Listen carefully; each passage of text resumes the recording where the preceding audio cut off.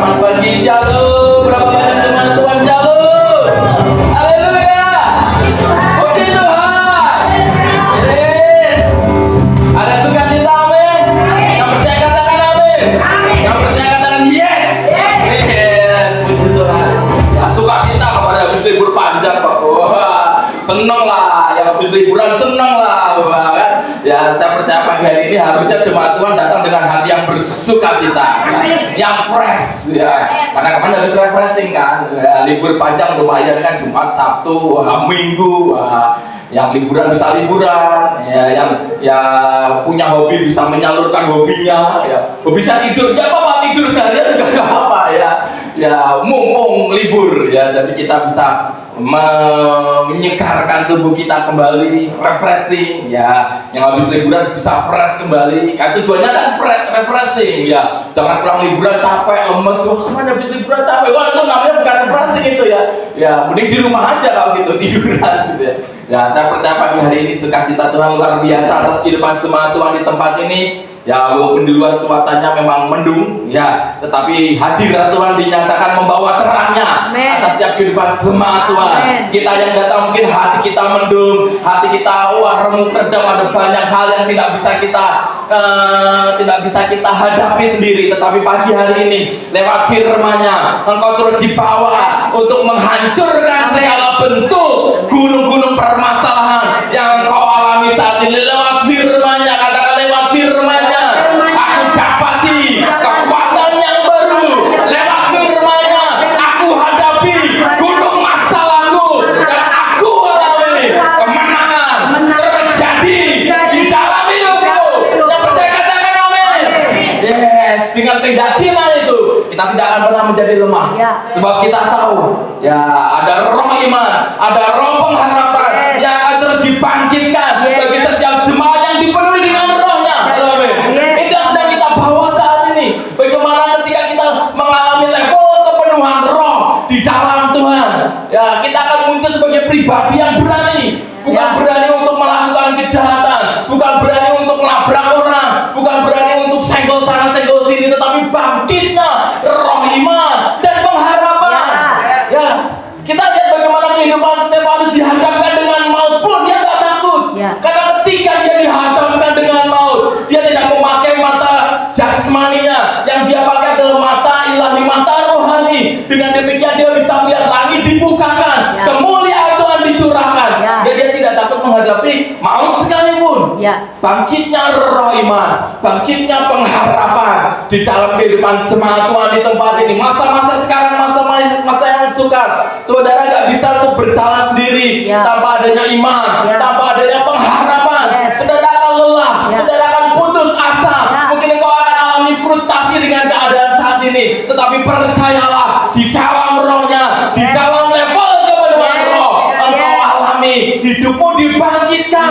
Sebab roh yang engkau miliki, roh yang membangkitkan. Amin. Roh yang engkau miliki, roh yang membangkitkan.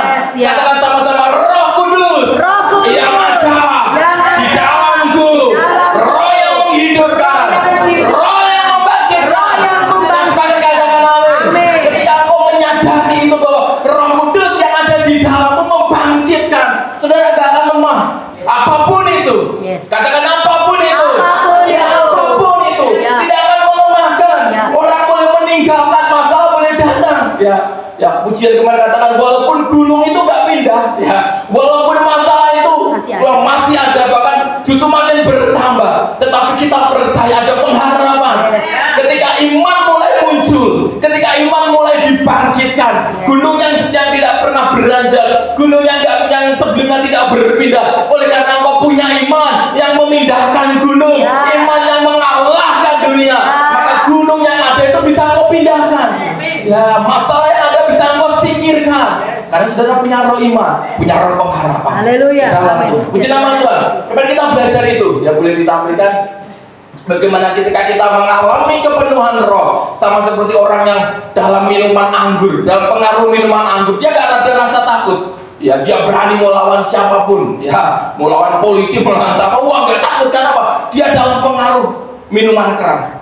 Demikian pula jemaat Tuhan, ketika engkau ada di dalam pengaruh Roh Kudus, engkau tidak takut menghadapi masa yang sukar ini.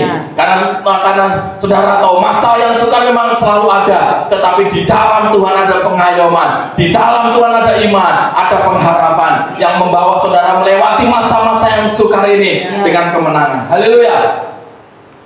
Yang ketiga, ketika seseorang ada di dalam level kepenuhan roh, lanjut boleh dimunculkan, engkau akan menjadi pribadi yang berbeda. Halo, amin. Amin.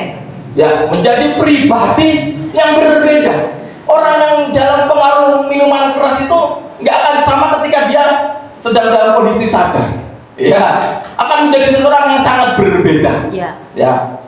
Saya punya teman waktu dulu di Kudus, saya nggak pernah ikut bareng-bareng lagi mabuk, saya nggak pernah ikut. Tetapi menurut cerita teman-teman, ya, si A ini, ya sebut aja si A ya. Si A ini kalau dia sadar, nggak lagi mabuk, tuh orangnya kasar. Ngomong tuh selalu sumpah serapah, ngomongnya kasar karena memang dia orang lapangan ya. Ngomongnya tuh kasar gitu.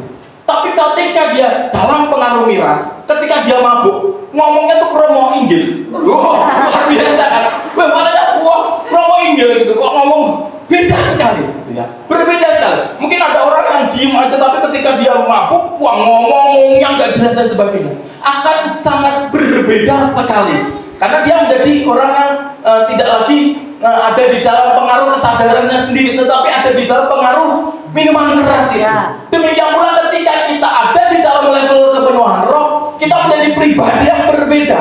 Artinya kita dibaharui di dalam karakter dan jati diri kita. Kita tidak lagi orang yang dulu, yang masih membawa hidup yang lama, karakter yang lama. Ketika Roh Kudus memenuhi engkau menjadi pribadi yang berbeda. Bukan memiliki dua kepribadian, enggak. Kalau orang di dalam pengaruh minuman keras, ya hanya sementara. Ya kayak tadi, kromo inggilnya hanya sementara. Ya nanti ketika dia sudah sadar kembali, ya kembali ngomong kasar lagi. Ngomongnya kayak orang-orang yang ya nggak pernah dapat pendidikan, ngomongnya kasar dan sebagainya. Tapi ketika mabuk malah ngomongnya tuh halus loh. Ya, teman saya kalau lagi mabuk itu yang di kantor tuh, ya dia seringnya minta maaf. Ya, maaf. Jadi kalau dia mabuk tuh maaf sampai di kantor tuh buat guyonan gitu ya. Jadi kalau ketemu si A ini beda, yang di Kudus beda, yang di kantor Salatiga. Kalau ketemu dia kita masih gini, maaf biasanya. Ya makanya dia kalau mabuk gitu. Ya. Jadi kalau ketemu dia masih maaf ya kalau saya bilang maaf. Jadi kalau mabuk dia terus minta maaf sama semua orang, dia minta maaf. Luar biasa kan? Luar biasa. Ya menjadi pribadi yang berbeda. Makanya aneh-aneh ya, orang mabuk itu ada yang marah-marah, ada yang diem aja, ada yang ngomong, terus ada yang tuge-tuge dan sebagainya. Menjadi pribadi yang sangat berbeda. Demikian pula ketika kita di dalam Tuhan, ya, tetapi bukan dua kepribadian. Orang yang mabuk memang ya dua kepribadian. Ketika dia sadar dari mabuknya, dia kembali lagi kepada karakternya yang semula. Tetapi ketika kita ada di dalam Roh, haleluya, amin. Ketika engkau ada di dalam Tuhan, engkau ada di dalam level kepenuhan Roh, saudara menjadi pribadi yang sangat berbeda, dibaharui dalam karakter dan jati diri. Inilah yang dinamakan hidup yang baru, kelahiran yang baru di dalam Roh. Saudara tidak lagi membawa karakter yang lama, yang dipengaruhi oleh hal-hal dunia, dipengaruhi oleh masa lalu.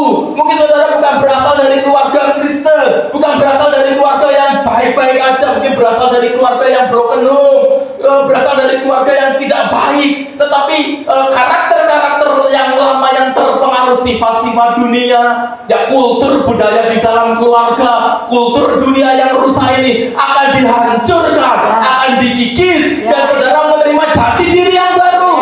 Halo, amin. Dan itu sifatnya permanen, nggak sementara. Nggak cuma ketika saudara ada di dalam gereja atau seperti malaikat suci, tetapi keluar dari gereja atau sama ganasnya seperti singa yang di luar sana. Enggak, engkau akan dibaharui. Betul-betul engkau akan menjadi pribadi yang berbeda.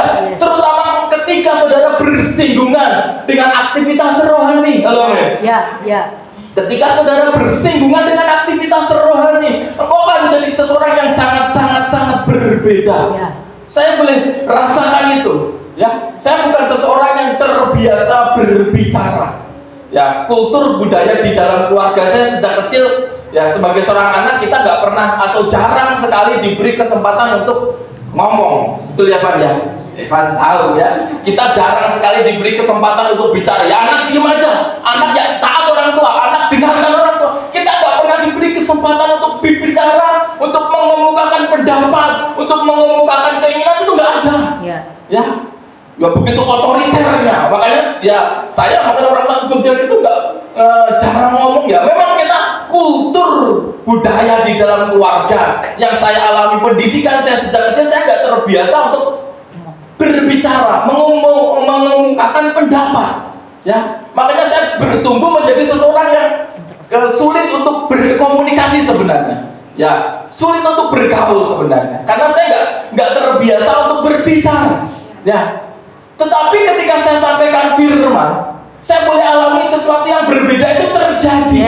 Kata-kata itu mengalir begitu saja. Hal-hal yang nggak pernah bisa saya alami di masa yang lampau. Saya kesulitan untuk istilahnya untuk membangun suatu komunikasi, bahkan untuk berbicara di depan umum, saya tuh nggak terbiasa. Tetapi ketika saya alami bagaimana Roh mendidik saya, bagaimana Roh mengubahkan saya bisa alami itu sampai saat ini. Ini saya sedang mabuk ini sebenarnya. Ini saya sedang mabuk. Kenapa? Ngomongnya banyak kalau di rumah ya saya nggak banyak ngomong. Tetapi ketika saya bersinggungan dengan firman, saya boleh alami perkataan ilahi itu mengalir begitu saja. Saya menjadi sangat berbeda. Mungkin orang yang dulu mengenal saya, ini sekarang berbeda ya. Dulu orangnya introvert, diam, sekarang menggebu-gebu. Apalagi ketika menyampaikan firman, itu adalah hasil pekerjaan Roh. Nggak bisa saya buat-buat.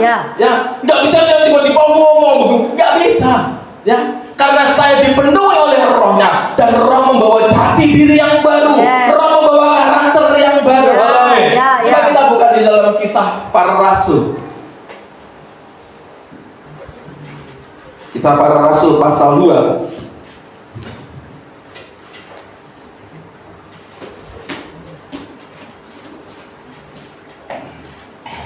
Kisah Para Rasul pasal 2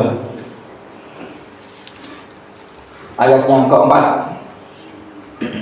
Kisah Para Rasul pasal yang kedua ayat yang keempat. Sudah ketemu jemaat Tuhan? Amin. Mari kita baca bersama-sama dengan sukacita ayat ini dengan suara yang keras. Kisah Para Rasul pasal yang kedua ayat yang keempat. Kita baca bersama-sama demikian firman Tuhan. 2, 3. Maka penuhlah mereka dengan Roh Kudus. Ayo kemudian saya minta kita baca bersama-sama ayat ini. Ayo dengan suara yang keras. Demikian firman Tuhan. 2, 3. Maka penuhlah mereka dengan Roh Kudus. Lalu mereka mulai berkata-kata dalam bahasa-bahasa lain seperti yang diberikan oleh Roh itu kepada mereka untuk mengatakannya. Amin. Ketika kita melihat ayat ini, inilah pencurahan Roh Kudus.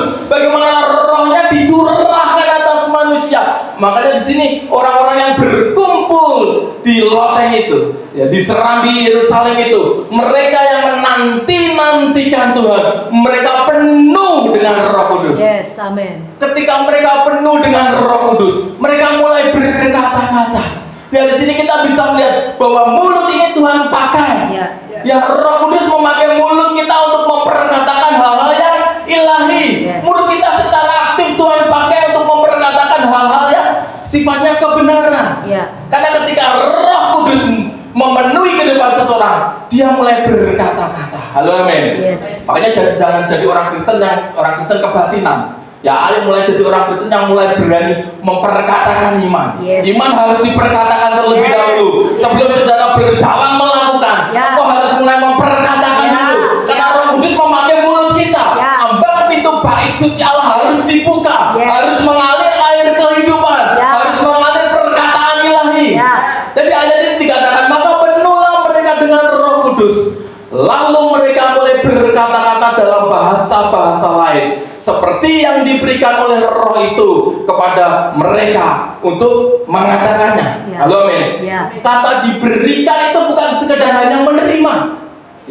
Kalau Bapak Ibu Saudara terus memahami ayat ini, kata diberikan itu Ya, di dalam bahasa aslinya didomi itu tidak hanya sekedar menerima, tidak hanya sekedar dikaruniakan atau diberikan, tetapi dalam kata aslinya didomi itu artinya engkau sedang menerima mandat. Amin. Ya. Saudara sedang menerima mandat.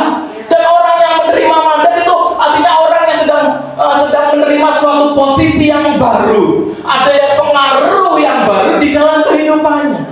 Ya. Ketika saudara menerima mandat ada suatu kepercayaan. Yes. Orang kalau sudah menerima mandat artinya dia sudah menerima kuasa yang sama. Saudara harusnya menjadi pribadi yang berbeda. Yes. Tidak lagi menjadi pribadi yang dulu yang mungkin engkau malu, takut, engkau tidak berani, engkau ya terus terjebak dengan sifat-sifat dunia. Tetapi ketika saudara dipenuhi oleh Rohnya, saudara itu menerima mandat loh. Mandat bukan berasal dari dunia, tetapi dari kerajaan Allah. Ya. Saudara menerima mandat, saudara punya kuasa. Orang yang punya kuasa itu pasti orang yang memiliki pengaruh, Ya. punya otoritas. Ya. Hanya dengan berkata-kata, maka semuanya jadi. Yes. Dan hal inilah yang mengubah kehidupan Petrus. Ya. Ya, coba kita baca di dalam ayat yang 12-13 dulu. Ayat yang ke-12-13, ayo kita baca bersama-sama. Demikian firman Tuhan 2-3. Mereka semuanya tercengang-cengang dan sangat termangu-mangu sambil berkata seorang kepada yang lain, apakah artinya ini? Tetapi orang lain menyindir, mereka sedang mabuk oleh anggur manis. Orang melihat, kayak orang mabuk ini. Karena sebelumnya nggak pernah seperti itu.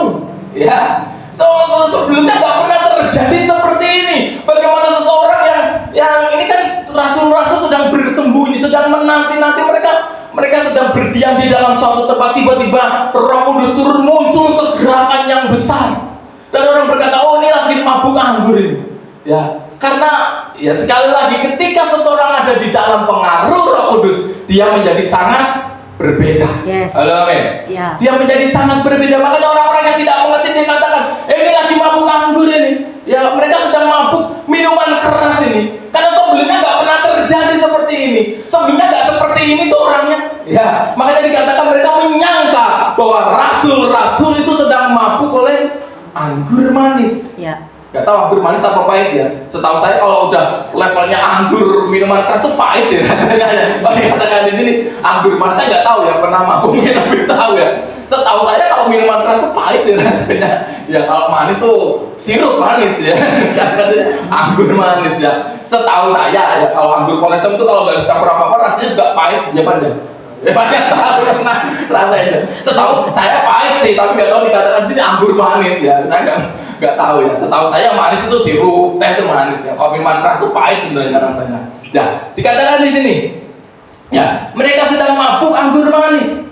Tetapi apa yang dikatakan oleh Petrus? Ya, Roh Kudus yang memenuhi kehidupan seseorang, menjadikan seseorang itu pribadi yang berbeda. Ya. Ayat yang ke-14, kita baca bersama-sama ayat yang ke-14, demikian firman Tuhan 2-3. Maka bangkitlah Petrus berdiri dengan ke-11 rasul itu, dan dengan suara nyaring ia berkata kepada mereka, hei kamu orang Yahudi dan kamu semua yang tinggal di Yerusalem, ketahuilah dan camkanlah perkataanku ini. Lanjut. Orang-orang ini tidak mabuk seperti yang kamu sangka, karena hari baru pukul 9. Ya. Lanjut, sudah cukup. Ya, sampai ayat yang ke-15. Ya, Petrus dan ke-11 rasul bangkit, berdiri dengan suara yang nyaring. Hal yang gak pernah mereka kerjakan. Masih ingat bagaimana Petrus dan rasul-rasul melarikan diri ketika Yesus ditangkap? Ya. Ya, itu menunjukkan mereka tuh pengecut, mereka tuh penakut. Ya, ingat bagaimana ketika Petrus mengikuti Tuhan dari jauh dan orang mengenali dia. Hei, kamu pengikutnya? Oh bukan, saya gak kenal. Sekali lagi, Petrus pribadi yang pengecut. Ya, cuman omdo aja, omongannya besar. Ya, Tuhan, kalau engkau mau dipenjara, kalau engkau mati, aku akan ikut bersama-sama menderita dengan engkau. Baru Yesus ditangkap, dia tak lari. Ya, Petrus tuh cuma omongannya gede. Ya, nyanyinya gak ada, ya kan. Ya nafsu besar tapi nyalinya nggak ada. Ya pengennya, wah sepertinya di depan, wah Tuhan aku akan menderita bersama-sama dengan Engkau. Baru lihat Tuhan Yesus ditangkap aja udah lari. Ya 11 rasul lari semuanya, nggak ada yang mau membela Tuhan. Tetapi lihatlah, ketika Roh Kudus mau memenuhi kehidupan Petrus dan rasulnya, dengan yakin, dengan iman, dengan lantang dia berdiri dan berkata, kamu salah. Ya, kami nggak sedang mabuk. Ya, kami tidak sedang dalam pengaruh minuman keras. Karena ini baru pukul 9 pagi. Dia bilang gitu. Artinya apa di sini? Kalau mabuk jangan jam 9 pagi ya. Itu ya. Jam 9 malam ke atas ya, mabuknya begitu ya. Ya, hal yang bisa kita petik dari ayat ini. Kalau mau mabuk jangan jam 9 pagi ya. Nggak pantas ya. Jam 9 malam mabuk ya. Nggak standar kok ya. Ya, dikatakan di sini, kami nggak mabuk. Ya, mana ada orang mabuk pagi-pagi? Ya, dia katakan ya, artinya kan nggak etis mabuk pagi-pagi ya. Enggak, kami tidak sedang mabuk. Ya, kami sedang mengalami kepenuhan Roh. Baca di dalam ayat yang ke-16 dan ayat yang ke-17 dan sampai 18. Kita baca bersama-sama pelan-pelan saja. Demikian firman Tuhan 2-3. Tetapi itulah yang difirmankan Allah dengan perantaraan Nabi Yoel. Akan terjadi pada hari-hari terakhir, demikian firman Allah, bahwa aku akan mencurahkan Rohku ke atas semua manusia, maka anak-anakmu laki-laki dan perempuan akan bernubuat, dan teruna-terunamu akan mendapat penglihatan-penglihatan, dan orang-orangmu yang tua akan mendapat mimpi. Juga ke atas hamba-hambaku laki-laki dan perempuan akan kucurahkan Rohku pada hari itu, dan mereka akan bernubuat. Katakan amin. Oh, kami nggak mabuk. Orang kami nggak beli anggur kok. Kami nggak mabuk. Ya, Petrus dengan lantang berkata, kami nggak mabuk, tetapi inilah firman Tuhan. Pada hari-hari terakhir, Tuhan akan mencurahkan Rohnya ke atas semua manusia, bahkan anak-anak, teruna-teruna, orang-orang tua, hambaku laki-laki, hambaku perempuan. Artinya semua akan mengalami kepenuhan Roh. Amin. Akan mengalami kepenuhan Roh. Dan ketika seseorang mengalami kepenuhan Roh, dia menjadi pribadi yang berbeda. Dia nggak lagi takut. Ya, Petrus orangnya pengecut, orangnya takut, tetapi ketika dia dipenuhi oleh Roh Allah, dia ada di dalam pengaruh Roh Allah. Dia menjadi pribadi yang berbeda. Dia berani memperkatakan kebenaran di tengah orang-orang yang tidak percaya, di tengah orang-orang yang menyindir, di tengah orang-orang yang mengejek. Oh, lagi mabuk kok mereka. Ya. Tapi dia berani memperkatakan kebenaran. Dia sudah menjadi pribadi yang berbeda. Hal yang tidak pernah dia kerjakan sebelumnya. Sebelumnya dia menyembunyikan kebenaran. Dia tahu dia muridnya Tuhan Yesus. Tetapi ketika orang bertanya, kamu kenal dia? Enggak. Dia menyembunyikan kebenaran. Tetapi ketika Rohnya, Roh Kudus memenuhi kehidupannya, Petrus menjadi sangat-sangat berbeda. Artinya dia dibaharui. Karakter yang lama sudah dibuang, akan muncul jati diri yang baru. Dan itu yang Tuhan mau, dimunculkan, dibangkitkan atas kehidupan jemaat Tuhan di tempat ini. Saudara yang sudah dibaptis, saudara yang sudah dipenuhi oleh Roh Kudus, sudah seharusnya engkau menjadi pribadi yang baru. Engkau alami kelahiran baru. Di dalam Rohnya aku berdoa, aku deklarasikan atas kehidupanmu sebagai jemaat Tuhan. Engkau yang dipenuhi oleh Rohnya, mulai dari saat ini Roh berkuasa, bahkan Roh akan bekerja atas masing-masing engkau sebagai jemaat Tuhan, membawa karakter yang baru. Karakter dunia yang dipengaruhi oleh kultur dunia akan dihancurkan, akan diremukkan, dan Tuhan akan menaruhkan, melahirkan karakter yang baru atas kehidupanmu. Jati dirimu dipulihkan. Engkau tidak lagi membawa jati diri yang lama, manusia yang lemah, manusia yang berdosa, tetapi engkau dipulihkan. Ada keilahian, ada otoritas ilahi dicurahkan lewat Rohnya. Engkau menerima mandat yang baru sebagai orang-orang pilihan Allah yang berjalan di dalam kekuatan dan kuasanya. Terjadilah, katakan terjadilah atasku.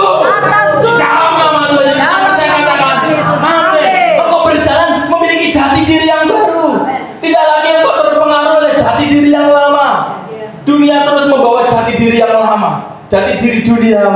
tetapi Roh Kudus mulai melahirkan engkau di dalam rohnya. Ya, lewat pekerjaan roh dan firman. Ya, makanya Nikodemus berkata, Tuhan, bagaimana aku yang sudah tua ini bisa kembali lagi kepada rahim ibuku dan dilahirkan baru? Bukan kelahiran secara biologis, tetapi kelahiran baru di dalam roh. Namanya dilahirkan baru, bukan karakter yang lama didempul, enggak. Ya, bukan mobil yang habis kecelakaan masuk ke bengkel terus didempul, diketok biar jadi bagus lagi, enggak. Namanya lahir baru, yang lama dibuang, engkau akan menerima pribadi yang baru, Amen. karakter yang baru, Amen. jati diri, mentalitas yang baru, bukan mentalitas yang dibangun oleh dasar dunia itu dasar yang rapuh. Mungkin sepertinya wah luar biasa. Ya kuat, tetapi mentalitas dunia dibangun dari apa? Dari harta, dari kekuasaan, dari jabatan yang sifatnya sementara. Ya, sifatnya sementara. Ya, makanya banyak orang-orang yang nggak siap ketika dia nggak menerima jabatan. Ya, post power syndrome. Ya, banyak yang terjadi. Orang yang dulu punya kuasa, orang yang dulu punya pangkat, ketika pensiun, ya post power syndrome, di rumah bingung mau ngapain. Wah, padahal dulu tiap masuk kantor masuk kantor dibukain pintu, tasnya dibawain. Udah pensiun gak jadi apa-apa. Banyak orang yang stres gara-gara itu. Ya, karena apa? Itu dibangun dari hal-hal yang sederhana dan hal-hal yang sementara. Ya, tetapi mentalitas jati diri anak-anak Tuhan tidak dibangun dari hal-hal yang sifatnya fana, sifatnya sementara, tetapi jati diri dan karakter anak-anak Tuhan, jemaat Tuhan dibangun dari rohnya, dibangun dari firman-Nya yang kekal. Langit dan bumi akan berlalu, jabatan, harta, kekuasaan itu akan berlalu. Nggak selamanya orang akan menjabat, ada waktunya, ada masanya. Ya, setiap masa ada orangnya, setiap orang ada masanya. Itulah dunia, tetapi jati diri yang dibangun oleh firman-Nya itu kekal. Itu ilahi. Langit dan bumi boleh lenyap, boleh hancur, tetapi firman-Nya tinggal tetap.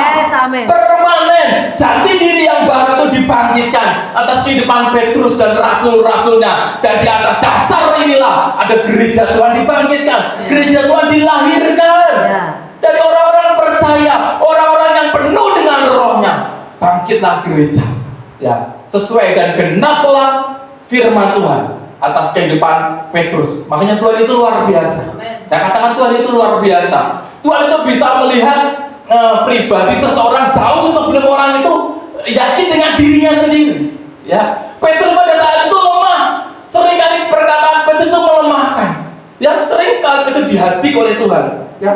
Engkau berkata dengan pikiran manusia, sering Petrus dihadik karena dia belum selaras dengan pikiran Kristus. Tetapi Tuhan bisa bernubuat, bahkan Tuhan bisa melihat bahwa kedepannya di atas Petrus batu karang ini gereja Tuhanku dirikan. Luar biasa. Jemaatku akan didirikan. Pada saat itu Petrus sendiri mungkin tidak yakin dengan dirinya sendiri. Ada banyak orang Kristen tidak yakin apa aku bisa, Tuhan. Tetapi firman sudah datang terlebih dahulu atas kehidupan jemaat Tuhan di tempat ini. Kalau firman sudah datang, artinya Tuhan sudah mempersiapkan. Tuhan akan memperlengkapi jemaat Tuhan untuk menerima posisi rohani yang baru. Dan itu terjadi loh. Ya, terjadi atas kehidupan Petrus. Mungkin kalau Petrus boleh mengingat kembali apa yang Tuhan katakan, dia akan bisa mengatakan Tuhan itu dahsyat. Bahkan sebelum dirinya sendiri meyakini bahwa dia bisa, Tuhan sudah berkata, di atas engkau Petrus batu karang ini akan kudirikan jemaat. Ya betul. Diawali dari Petrus yang alami transformasi ilahi, dari seorang yang pengecut, seorang yang menyembunyikan kebenaran, dari menjadi seseorang yang berani dengan lantang memperkatakan kebenaran apapun resikonya. Lahirlah jemaat Tuhan, lahirlah gereja Tuhan, persis seperti apa yang Tuhan firmankan. Makanya firman Tuhan itu tidak pernah gagal. Ketika Tuhan berkata A dan kita meyakini itu terjadi, pasti terjadi. Yang sering yang membuat gagal karena kita tidak segera berani merespon dengan iman. Ya, kita masih belum berani karena kita belum dipenuhi oleh rohnya. Kita tidak bisa menyelami firman Tuhan yang begitu panjang lebar dalamnya. Kita perlu Roh Kudus. Kita perlu dipenuhi Roh Kudus untuk kita bisa menyelami itu. Dan ketika kita menyadari, kita menerima kuasa, kita menerima mandat, kita akan menjadi orang yang berbeda. Kenapa Petrus berani? Karena dia sudah menerima mandat. Ya, selama orang belum menerima mandat nggak berani. Ya, tante ketika belum menerima mandat dari saya, tante, wah juga berani kok.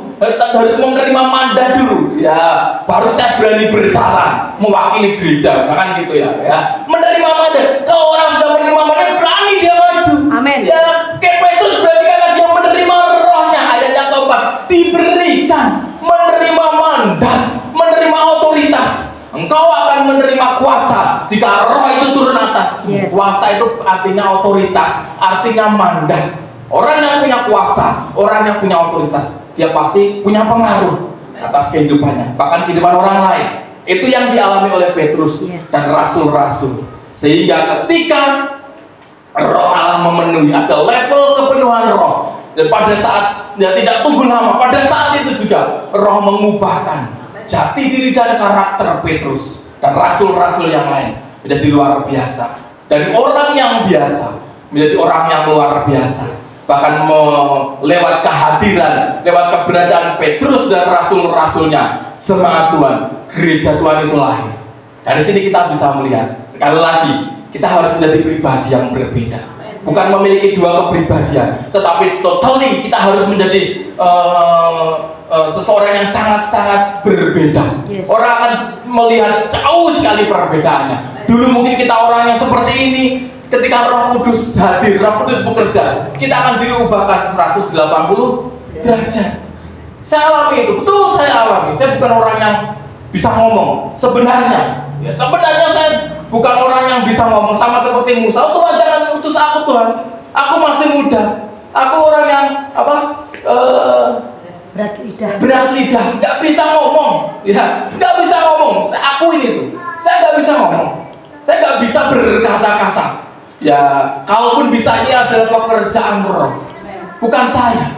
Kalau saya sendiri, ya, saya merasa ada banyak keterbatasan di dalam diri pribadi saya yang dipengaruhi oleh kultur, budaya, masa kecil, hal-hal dunia yang terus bersinggungan. Ya, itu terus membatasi saya. Tetapi ketika saya ada di dalam roh, kuasanya, rohnya yang tidak terbatas itu mengubahkan, membawa kita menjadi pribadi yang sangat berbeda.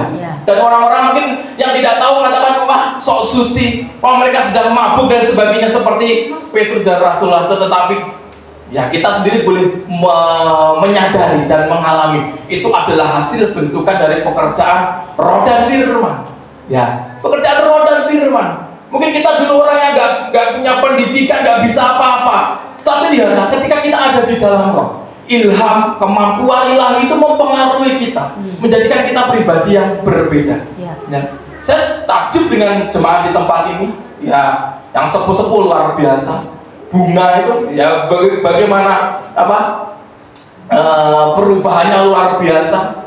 Wah, kalau pimpin pujian, kalau berdoa luar biasa. Yes. Ya, Mbak Kirman itu kalau nulis tuh, wah, mantap. Saya lihat baca tulisannya tuh luar biasa ini. Yes. Ya mungkin kita yang muda-muda aja belum bisa. Ayo tuliskan respon firman apa ya? Mungkin kita bingung. Apa nulis apa? Nggak bisa akal kita. Walaupun kita sekolah tinggi belum tentu.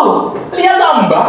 Yes. Ya, seseorang yang sudah sepuh, wah, seluruh respon firman kami itu panjang luar biasa. Yes. Saya baca luar biasa. Itu nggak semua orang bisa. Ya. Percayalah itu, nggak semua orang bisa.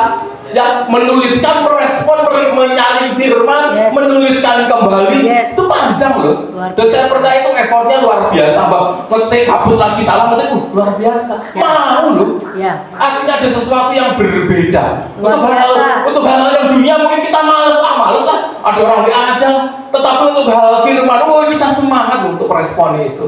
Nah, itu menjadi sesuatu yang sangat berbeda. Saya melihat luar biasa. Ya. Itulah impact, ya, dampak dari pekerjaan roh. Gak semua orang bisa. Ya, untuk menuliskan itu, karena itu berasal dari roh. Kalau dari pikiran kita buntu. Saya juga kalau harus cari firman setiap minggu buntu pikiran saya. Ya, udah kerja pusing dari Senin sampai Jumat. Banyak hal yang harus saya kerjakan. Buntu pikiran saya kalau harus minggu harus sampaikan firman, buntu. Tetapi Roh Kudus membukakan jalan. Yes. Ya, segala sesuatu yang diilhamkan oleh Roh Kudus itu akan mengalir begitu saja. Ya karena Roh Kudus itu roh yang tidak terbatas. Pikiran manusiawi kita, kemampuan kita, cara kita menjalani hidup mungkin terbatas. Karena ya sekali lagi kultur, budaya, trauma masa kecil mungkin yang kita alami, ada banyak keterbatasan. Tapi ketika kita ada di dalam roh yang tidak terbatas itu akan mengubahkan kita, memperlengkapi kita, menjadikan kita pribadi-pribadi yang berkemenangan, pribadi-pribadi yang alami pembaharuan karakter dan jati diri kita. Jati diri kita tidak dipengaruhi oleh hal dunia, tidak dipengaruhi oleh masa lalu kita. Kita tidak hidup di masa lalu, tapi kita hidup saat ini. Dan Roh Kudus yang saat ini dicurahkan atas kehidupan jemaat Tuhan, Roh Kudus yang menghidupkan, Roh yang membangkitkan. Engkau alami dan engkau akan betul-betul dibaharui di dalam karaktermu menjadi karakter yang semakin ilahi, karakter Kristus yang dimunculkan, dan cetakan dunia tidak lagi berlaku atasmu, tetapi cetakan kerajaan Allah itu yang mulai dilekatkan atasmu dan memperbaiki jati dirimu, memulihkan engkau sepenuhnya menjadi pribadi-pribadi yang sempurna seperti Kristus. Haleluya, amin. Puji nama Tuhan. Ini firman yang bisa saya sampaikan.